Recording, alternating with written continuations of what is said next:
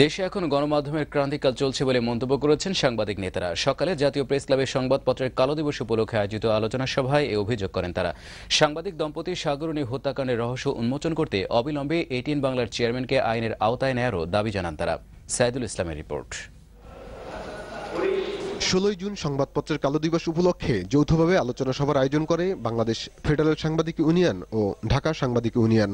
একের পর এক আঘাতে দেশের সংবাদপত্র শিল্প ধ্বংসের দ্বার প্রান্তে এসে দাঁড়িয়েছে। দেশকে সাংবাদিক নির্যাতনের কারখানায় পরিণত করা হয়েছে বলেও মন্তব্য করেন তারা।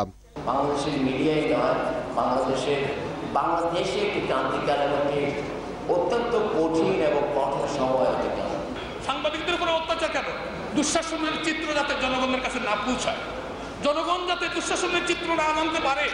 আলোচনা সভায় সিনিয়র সাংবাদিকরা অভিযোগ করেন, সরকারের পক্ষ থেকে নানা কৌশলে সম্পাদকদের হুমকি দেওয়া হচ্ছে। বিভিন্নভাবে সংবাদপত্রকে নিয়ন্ত্রণের অপচেষ্টা করে চলেছে।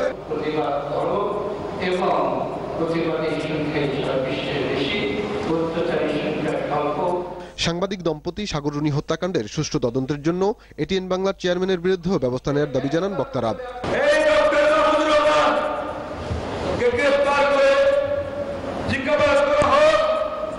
সাগররুনি হত্যাকারীকে গ্রেফতার করা হোক, কারণ সাগররুনি হত্যাকারীকে গ্রেফতার করে না হয় বাংলাদেশের কোনো মানুষের জীবনের নিরাপত্তা থাকে না। গণমাধ্যমের স্বাধীনতা রক্ষায় সকলকে ঐক্যবদ্ধ হওয়ার আহ্বান জানান সাংবাদিক নেতারা। সাইদুল ইসলাম, দিগন্ত টেলিভিশন, ঢাকা।